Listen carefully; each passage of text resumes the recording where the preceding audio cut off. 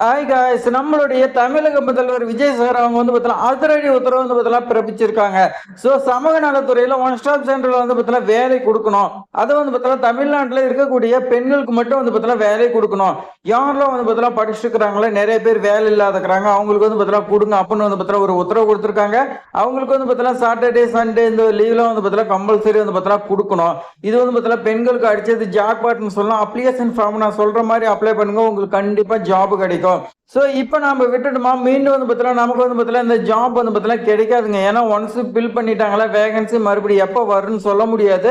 So வரும் வரைக்கும் நம்ம வந்து பார்த்தீங்கன்னா காத்துக்கிட்டு இருக்க முடியாது. கிடைச்ச வாய்ப்பு வந்து பார்த்தீங்கன்னா நம்ம மிஸ் பண்ணாம அப்ளை பண்ணிடணும். இது மாதிரி பயனுள்ள தகவலாம் தெரிஞ்சுக்க நம்மளுடைய சேனல் வந்து பார்த்தீங்கன்னா சப்ஸ்கிரைப் பண்ணி வாங்க நம்ம தெளிவா பார்க்கலாம். Full name of the applicant, உங்களுடைய நேம் வந்து பார்த்தீங்கன்னா எழுதிங்க. ஃபர்ஸ்ட் அப்ளிகேஷன் ஃபார்ம் எப்படின்னு சொல்லிடுறேன் கிளியரா, இதை வந்து பார்த்தீங்கன்னா பாத்துக்கங்க. ரைட் சைடில் உங்களுடைய பாஸ்போர்ட் சைஸ் போட்டோ ஓட்டிக்கங்க. நேம் எழுதிட்டீங்களா, அடுத்து டேட் ஆஃப் பர்த் பக்கத்துல வந்து பார்த்தீங்கன்னா உங்களுக்கு கம்ப்ளீட் ஆன ஏஜ் வந்து பார்த்தீங்கன்னா போட்டுங்க.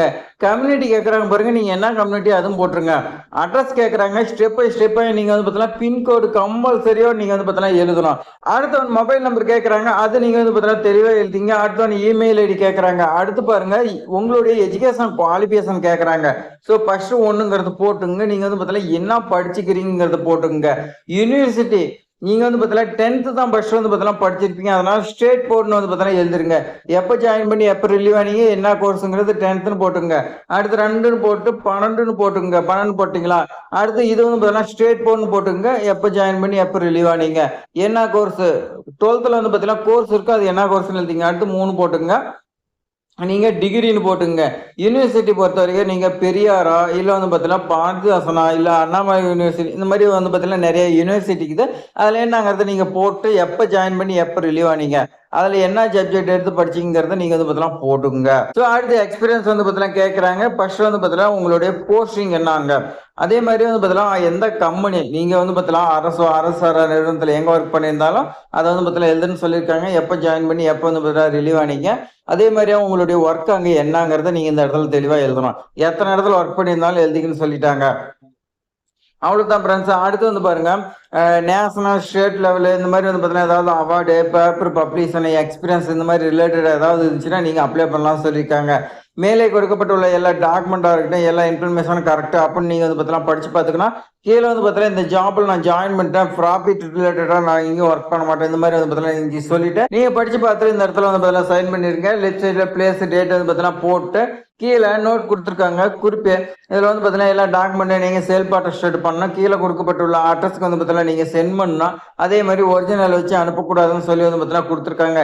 எந்த அட்ரஸுங்கன்னு பாருங்க, district social welfare office, additional building back side, old collector campus, Dharmapuri அப்படின்னு வந்து பார்த்தீங்கன்னா சொல்லியிருக்காங்க. இந்த அட்ரஸ்க்கு நீங்கள் சென்ட் பண்ணுங்க, போங்க நோட்டிஃபிகேஷன் பார்க்கலாம். நோட்டிஃபிகேஷன் பொறுத்த வரைக்கும் தருமபுரி மாவட்டத்துக்கு வந்துக்கிறதுக்கு மாவட்ட சமூக நல அலுவலகம்னு சொல்லி வந்து பார்த்தீங்கன்னா கொடுத்துருக்காங்க.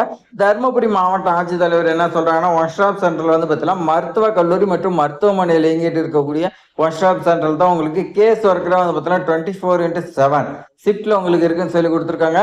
அப்ளிகேஷன் ஃபார்ம் 35/2026 அவங்க கையில் இருக்குன்னு சொல்லியிருக்காங்க.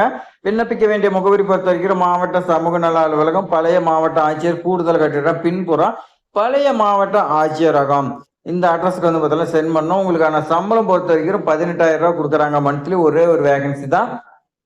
இதுக்கு நீங்க வந்து பார்த்தீங்கன்னா சமூக பணி, உளவியல் ஆலோசகர், இயலியல் முதுகலை இந்த மாதிரி வந்து படிச்சிருக்கணும்.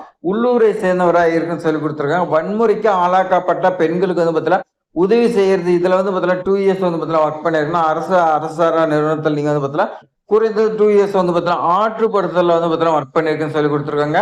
இப்ப பணியிடத்திற்கு வந்து பார்த்தீங்கன்னா 38 வயசுக்குள்ள இருக்குன்னு சொல்லி கொடுத்துருக்காங்க. விண்ணப்ப படிவம் தருமபுரி மாவட்ட ஆட்சித்தலைவர் வெப்சைட்ல இருக்குது. நீங்க அதெல்லாம் வந்து பார்த்தீங்கன்னா டவுன்லோட் செஞ்சு பிரிண்ட் எடுத்துக்கலாம் சொல்லியிருக்காங்க. நீங்க டைரக்டாவோ தபால்லையோ 30/5/2025 நீங்க டைரக்டாவோ தபால்லையோ 30/5/2025 மணிக்குள்ள தர்மபுரி மாவட்ட பழைய ஆட்சியரகத்தில் நீங்க வந்து பார்த்தீங்கன்னா சமூக நல அலுவலகத்துல கொடுக்கணும்னு சொல்லி கொடுத்துருக்காங்க. ஸோ இவ்வளவு தான் ஃப்ரெண்ட்ஸ், தர்மபுரி மாவட்ட ஆட்சித்தலைவர் வந்து பார்த்தீங்கன்னா தெரிவிச்சிருக்காங்க. அப்ளிகேஷன் ஃபார்ம் எப்படி ஃபில் பண்றதுன்னு பார்த்துருப்பீங்க. தெளிவா அந்த மாதிரி வந்து பார்த்தீங்கன்னா ஃபில் பண்ணுங்க, கண்டிப்பா ஜாப் கிடைக்கும். இது மாதிரி பயனுள்ள தகவலாம் தெரிஞ்சுக்க நம்மளுடைய ட்ரெண்டிங் ஜாப் சேனலை சப்ஸ்கிரைப் பண்ணி உங்க ஃப்ரெண்ட்ஸ்க்கெல்லாம் ஷேர் பண்ணுங்க. தேங்க்ஸ் ஃபார் வாட்சிங்.